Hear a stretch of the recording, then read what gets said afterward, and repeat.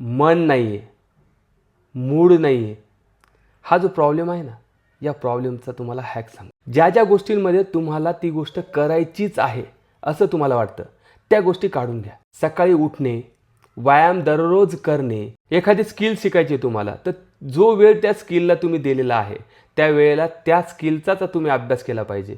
तो दररोज केला पाहिजे. तुम्ही स्पर्धा परीक्षेचा अभ्यास करत असाल तर जो काही वेळ तुम्ही दिलेला आहे अभ्यास करण्यासाठी त्या वेळेला तुम्ही अभ्यासच केला पाहिजे. अशा काही गोष्टी ज्या तुम्ही दररोज केल्या पाहिजे त्या गोष्टी तुम्ही फिक्स करा. आणि फिक्स केल्यानंतर एक गोष्ट लक्षात ठेवायची की त्यामध्ये इमोशन्स येऊच द्यायचे नाहीत. मेकॅनिकल होऊन जायचं. त्या गोष्टींमध्ये हा पर्यायच आणायचा नाही की करू की नको करू.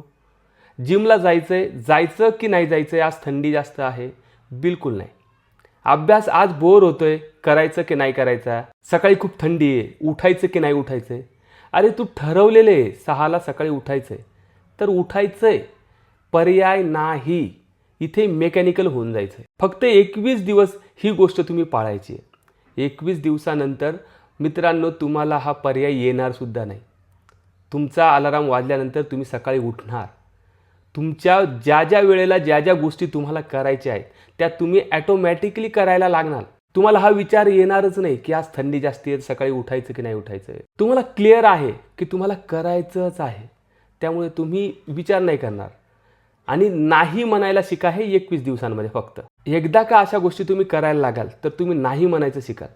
कोणीही काहीही जरी आलं तरी नाही, कारण त्या वेळेला तुम्हाला तीच गोष्ट करायची आहे. ही गोष्ट 21 दिवस नक्की ट्राय करा मित्रांनो. तुम्ही अनस्टॉपेबल होऊन जासाल.